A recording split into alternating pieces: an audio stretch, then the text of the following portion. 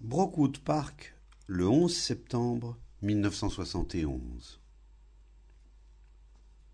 Le préalable à toute recherche touchant à l'humain n'est-il pas une certaine qualité de liberté? Si nous voulons étudier un problème aussi complexe que l'amour, il faut aborder cette investigation en étant libéré des préjugés, des habitudes, des inclinations qui nous sont propres et de tout désir de voir l'amour répondre à la conception plus ou moins moderne ou surannée que nous en avons. Nous devons, autant que possible, faire abstraction de tout cela, afin d'aller au fond des choses. Sinon, nous serons distraits et nous gaspillerons notre énergie en affirmation ou en contradiction, dictée par notre conditionnement personnel. En abordant la question de ce qu'est l'amour, pouvons-nous voir à quel point il est important de découvrir la pleine signification, le sens et la profondeur de tout ce dont ce mot est ou n'est pas porteur. Ne devrions-nous pas, tout d'abord, voir s'il nous est possible de libérer notre esprit à ce mot? Est-il possible de libérer l'esprit, de le délivrer de tous ses préjugés et partis pris tenaces, de toutes ses conclusions solidement enracinées? Car, pour faire ensemble le tour de cette question de ce qu'est l'amour, il faut, me semble-t-il, que notre esprit soit très perceptif. Or, il est impossible d'avoir un esprit clair et en pleine possession de ses moyens si nos opinions et nos jugements préconçus ont déjà décrété d'avance ce que devrait ou ne devrait pas être l'amour. Si l'on veut étudier l'esprit, toute notre démarche d'investigation doit explorer d'abord le sens de la liberté, qui est non pas une liberté par rapport à quelque chose, mais cette qualité de liberté apte à regarder, à observer, à saisir la vérité. Vous pourrez ensuite retourner à vos préjugés, à vos vanités, à vos conclusions particulières. Mais pourrions-nous faire abstraction de tout cela pour l'instant et maintenir cette liberté présente au cœur et au fil de l'enquête? Plusieurs éléments entrent en jeu. La sexualité, la jalousie, la solitude, le sentiment d'attachement, de compagnonnage, ainsi qu'une énorme part de plaisir et donc aussi de peur. Tout cela n'est-il pas inclus dans ce seul mot, l'amour? Pourrions-nous commencer par cette question du plaisir, puisqu'il joue un rôle capital dans l'amour? La plupart des religions ont banni la sexualité, car, à les en croire, celui qui est pris au piège des plaisirs sensuels ne peut en aucun cas comprendre ce qu'est la vérité, ce qu'est Dieu, ce qu'est l'amour, ce qu'est la chose suprême, l'incommensurable. Ce conditionnement prévaut dans la tradition chrétienne, mais aussi en Inde et dans le bouddhisme. Lorsque nous examinerons cette question de ce qu'est l'amour, nous devons avoir conscience de notre propre héritage de tradition et de conditionnement, d'où découlent les diverses orientations héritées du siècle dernier ou plus modernes. Toutes ces orientations tendant soit à la répression, soit à la permissivité en matière de plaisir sexuel. Le plaisir joue dans notre vie un rôle extraordinaire. Si vous avez discuté avec l'un ou l'autre de ces personnages prétendument intellectuels ou religieux et censés être hautement disciplinés, qui, même si on les dit tels, n'ont pour moi rien de religieux, vous savez que la chasteté est l'un de leurs graves problèmes.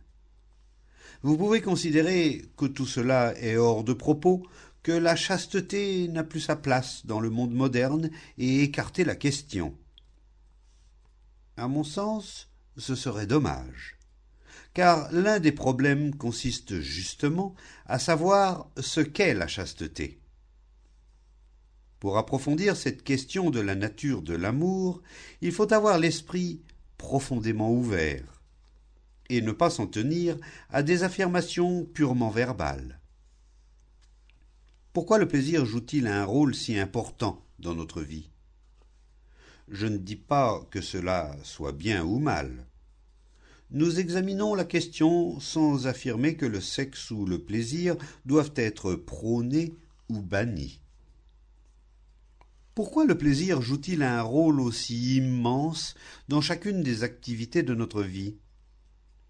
Le plaisir est l'une de nos pulsions premières.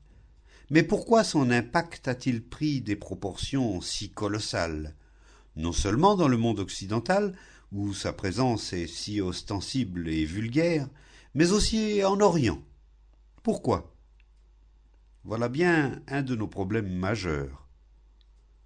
Les religions, ou prétendues telles, les prêtres, ont de tout temps déprécié la sexualité. Si l'on veut aller à la rencontre de Dieu, disent-ils, il faut faire vœu de célibat. Je connais un moine en Inde qui est un homme extrêmement sérieux, intellectuel et érudit.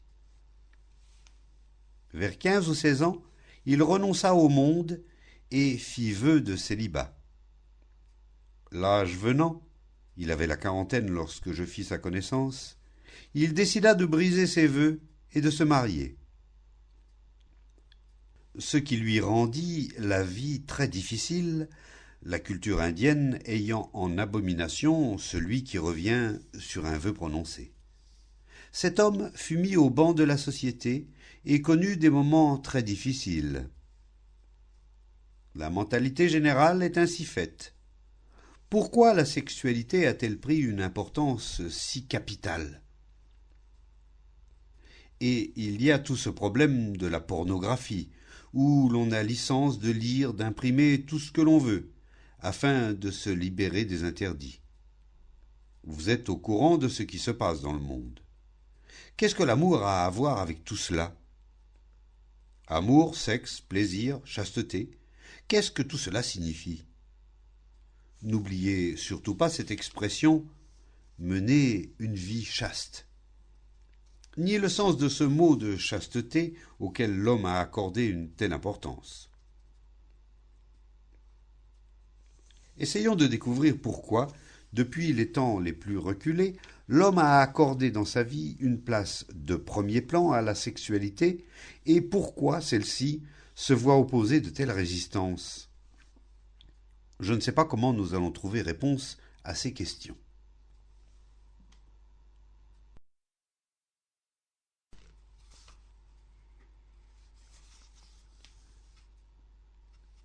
L'une des raisons ne serait-elle pas que, dans l'activité sexuelle, la liberté est totale?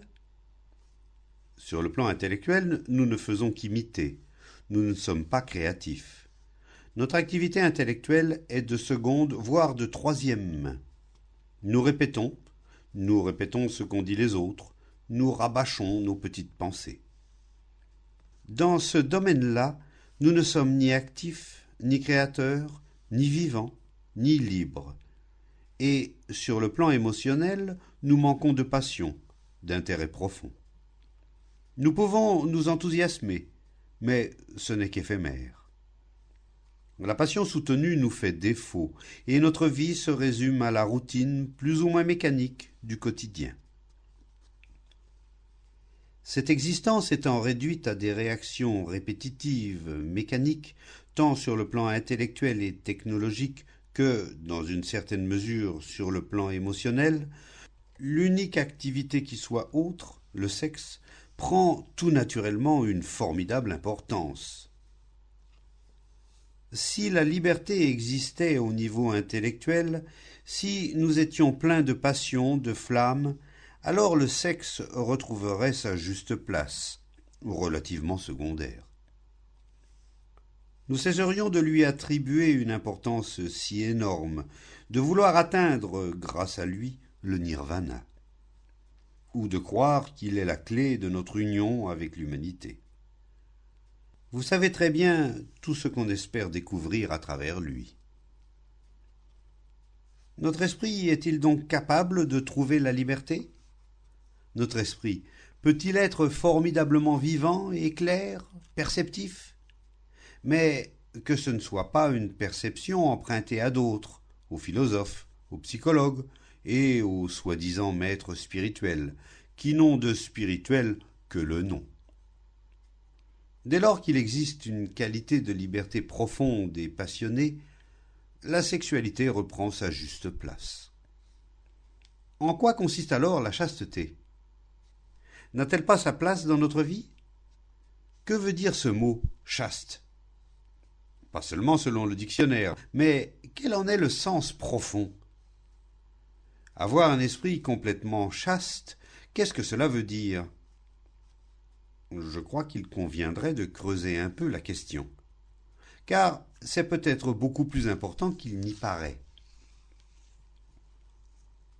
Si l'on a conscience de l'activité de l'esprit dans toute sa dimension, sans cette division, ce conflit que l'observateur de l'esprit, par sa présence même, suscite entre observateur et objet observé, ne voit-on pas alors le processus continuel de formation des images et des souvenirs liés à tous les plaisirs, les malheurs, les accidents, les insultes, les impressions, influences et contraintes d'ordre divers que nous avons connus?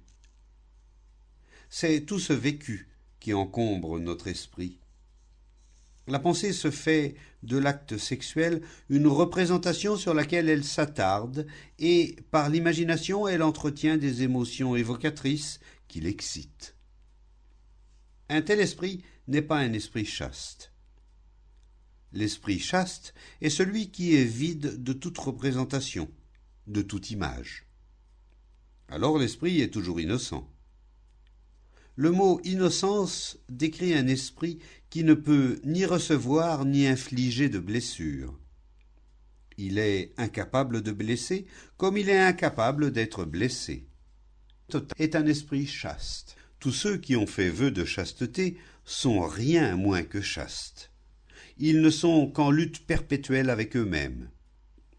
Je connais pas mal de moines en Occident comme en Orient, et je sais quelles tortures ils ont endurées, toujours dans le but de trouver Dieu. Ils ont l'esprit déformé, écartelé. C'est tout cela qui entre en jeu dans le plaisir. Où se situe le plaisir par rapport à l'amour? Quel lien y a-t-il entre la quête du plaisir et l'amour? Apparemment, les deux vont de pair. Notre vertu est fondée sur le plaisir, notre moralité est fondée sur le plaisir. Nous disons qu'on peut y accéder par le sacrifice, dont on tire du plaisir, ou bien par la résistance, d'où l'on peut tirer le plaisir lié à la réussite. Où est donc la ligne de démarcation, à supposer qu'elle existe, entre le plaisir et l'amour? Peuvent-ils aller de pair, s'entremêler, ou sont-ils toujours distincts? L'homme a dit « aime Dieu », mais cet amour-là n'a absolument rien à voir avec l'amour profane. Vous savez bien que ce problème ne remonte pas seulement à l'époque historique, mais se pose depuis le commencement des temps. Où est donc cette ligne de démarcation? Ou bien n'existerait-elle pas? Amour et plaisir ne sont pourtant pas interchangeables, et si, comme la plupart d'entre nous, on est lancé à la poursuite du plaisir, au nom de Dieu, au nom de la paix, au nom des réformes sociales, alors quelle place l'amour tient-il dans cette quête? Telles sont donc les questions qu'il faut approfondir. Qu'est-ce que le plaisir? Qu'est-ce que la jouissance? Qu'est-ce que la joie? La félicité est-elle liée au plaisir? Ne dites ni oui ni non. Trouvons ensemble les réponses. Contempler un bel arbre, un nuage, la lumière sur l'eau, ou la vaste étendue du ciel, ou encore le beau visage d'un homme ou d'une femme. Dans le plaisir qui naît à la vue de quelque chose de réellement beau, il entre une grande joie, un sentiment réel d'appréciation face à cette chose extraordinaire, pleine de noblesse, de clarté, de beauté.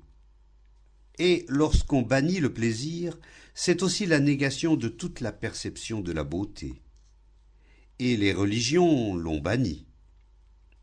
Je me suis laissé dire que dans le monde occidental, ce n'est que très récemment que l'art du paysage a fait irruption dans la peinture religieuse, alors qu'en Chine et en Orient, la représentation du paysage, de l'arbre, était considérée comme une forme picturale noble et religieuse. Pourquoi l'esprit est-il à la recherche du plaisir? Que ce soit bien ou mal n'est pas la question. Mais quel est le mécanisme de ce principe de plaisir? Si vous exprimez tout de suite votre accord ou votre désaccord, alors nous sommes perdus. Mais si ensemble nous cherchons véritablement à découvrir quel est le principe, le mécanisme de tout ce mouvement du plaisir, alors nous comprendrons peut-être ce qu'est la vraie jouissance. Qu'est-ce donc que la joie et la félicité qui sont sous-jacentes à l'extase? Et l'extase, est-elle liée au plaisir? La joie peut-elle jamais se muer en plaisir? Quels sont les mécanismes du plaisir? Pourquoi l'esprit est-il ainsi perpétuellement lancé à sa poursuite? Il est impossible de s'opposer à la perception. À la vue d'une belle maison ou d'une belle pelouse verte baignée de soleil ou du vaste désert sans le moindre brin d'herbe et de l'immensité du ciel. On ne peut pas s'empêcher de les voir.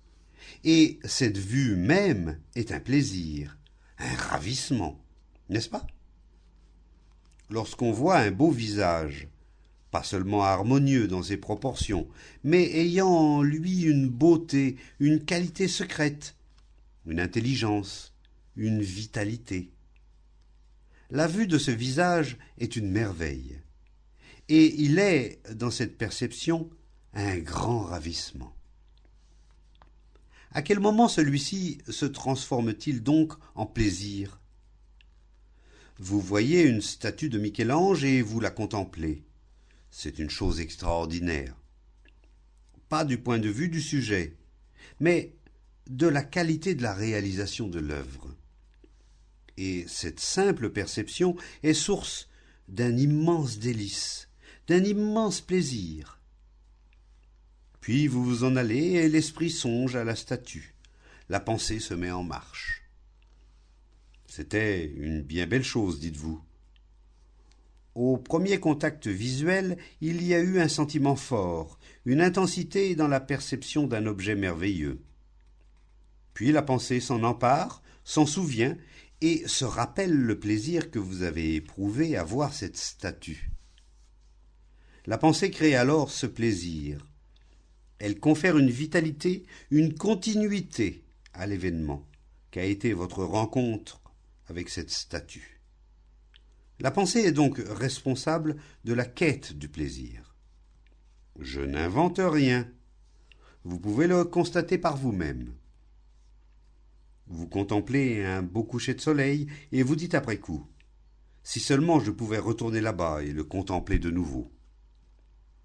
Au moment où vous regardiez le coucher de soleil, il ne s'agissait pas de plaisir, mais du spectacle coloré et intense de quelque chose d'extraordinaire. Mais quand vous reprenez le cours de votre vie, votre esprit dit alors « Comme c'était merveilleux, si seulement je pouvais revivre cela !» La pensée perpétue donc les choses sous forme de plaisir. Serait-ce donc là le mécanisme?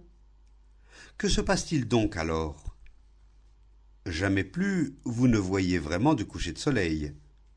Jamais plus. Car le souvenir du coucher de soleil initial demeure, et c'est à celui-là que vous comparez toujours tous les autres. Ce que vous voyez n'est donc plus jamais quelque chose de totalement neuf.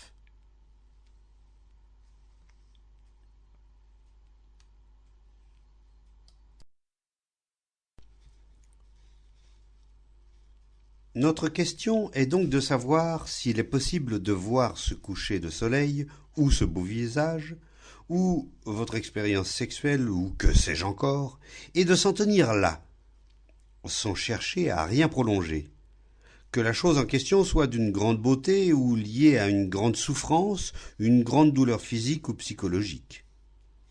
Peut-on en voir la beauté et en rester là, couper court définitivement, sans rien prolonger ni emmagasiner, en prévision du lendemain, du mois ou du futur avenir? Si l'on emmagasine les choses, alors la pensée joue avec. La pensée, c'est le fait d'emmagasiner tel incident, telle douleur ou telle souffrance ou tel objet de délice. Comment peut-on donc non pas empêcher ce processus, mais en prendre conscience et faire en sorte qu'il n'entre pas du tout en jeu? Je veux voir le coucher de soleil. J'ai envie de voir les arbres qui recèlent toute la beauté de la terre. Ce n'est pas ma terre, ni la vôtre, mais notre terre. Elle n'appartient ni à l'anglais, ni au russe, ni à l'américain, ni à l'indien. C'est notre terre, faite pour qu'on y vive sans frontières, sans l'horreur de toutes ces guerres et tout le mal causé par les hommes. Avez-vous déjà vu des palmiers sur une colline isolée? Quel spectacle merveilleux! Ou bien un arbre solitaire, en plein champ, avec une belle lumière. Je veux le regarder. J'ai envie d'en profiter, mais je refuse que cela se réduise à un vilain petit plaisir. Or, la pensée va immanquablement le réduire à cela. Comment la pensée peut-elle fonctionner en cas de nécessité et s'en abstenir en d'autres circonstances? La chose n'est possible que lorsqu'on a véritablement conscience de tout le mécanisme de la pensée, de ses structures et de sa nature, des domaines où elle doit fonctionner, de manière absolument logique, saine, et ni névrotique ni personnelle, et enfin des domaines où elle n'a absolument pas sa place. Qu'est-ce donc que la beauté et la pensée? L'intellect peut-il jamais percevoir la beauté? Il peut sans doute la décrire, l'imiter, la copier. Il peut faire beaucoup de choses, mais la description n'est pas la chose décrite. Nous pourrions continuer à approfondir de la sorte indéfiniment. Ainsi, une fois compris la nature du plaisir et le principe de plaisir, qu'en est-il alors de l'amour? L'amour est-il la jalousie? L'amour est-il la possessivité? L'amour est-il la domination ou l'attachement? Vous savez très bien comment va la vie. La femme domine l'homme, ou l'homme domine la femme. L'homme agit parce qu'il a envie d'agir. Il est ambitieux, avide, envieux. Il veut une situation, le prestige. Sa femme dit « Je t'en prie, arrête toutes ces fadaises et tâche de vivre autrement. » Il y a donc entre eux une division, même s'ils partagent le même lit. Peut-il y avoir amour lorsque l'ambition est là, que chacun des deux partenaires est à la recherche de ses plaisirs particuliers? Alors, qu'est-ce donc que l'amour? Il va de soi qu'il ne peut éclore que lorsqu'est exclu tout ce qui lui est étranger, comme l'ambition, la compétition, le désir de devenir quelqu'un. Car telle est notre vie. Nous voulons être quelqu'un de célèbre, réussir, savoir, devenir écrivain, peintre, être toujours plus. C'est tout cela qui constitue l'objet de notre désir. Un tel homme, une telle femme peuvent-ils savoir ce qu'est l'amour? Autrement dit, pour celui qui n'agit que pour son propre compte, et ce, non seulement dans les petites choses, mais aussi chaque fois qu'il s'identifie à son rôle social, ou à l'État, ou à Dieu, à la nation, à toute une série de croyances. Pour celui-là, l'amour est-il possible? Non, bien sûr. Et c'est pourtant à ce piège que nous nous laissons prendre. Pouvons-nous nous rendre compte de ce piège, en avoir conscience? Mais pas parce qu'on nous l'a décrit. Donc, prendre conscience du piège qui nous tient prisonniers et le briser? C'est en cela que réside la vraie révolution. et non dans la folie d'une révolution par les bombes et les mutations sociales. Si les mutations sociales sont nécessaires, les bombes, elles, ne le sont pas du tout. Ainsi, lorsque tout le reste s'efface, l'on découvre ou l'on rencontre sans préméditation, sans sollicitation, cette chose qui a pour nom l'amour. L'amour éclot quand nous avons réellement saisi la nature du plaisir et compris comment la pensée détruit ce qui était source d'immense joie. La joie vient spontanément, par surprise. Elle surgit comme le bonheur. Mais dès qu'on dit « Oh, que je suis heureux !» on ne l'est déjà plus. Qu'est-ce donc que l'amour dans les rapports humains? Quelle est la place de l'amour dans les relations humaines? A-t-il même droit à une place? Et cependant, il nous faut bien vivre ensemble, coopérer, avoir des enfants ensemble. Celui qui aime peut-il envoyer son fils à la guerre? Ce problème est le vôtre. Vous avez des enfants, et votre éducation prépare les enfants à faire la guerre, à tuer. Alors, trouvez. Qu'est-ce donc que cet amour et quel lien a-t-il avec l'existence humaine? Je crois que cette question ne pourra trouver de réponse authentique, et pas seulement discursive ou intellectuelle, que lorsque le principe qui régit le plaisir et la pensée, et ce devenir, sera totalement compris. Vous découvrirez alors un type de relation d'un tout autre ordre.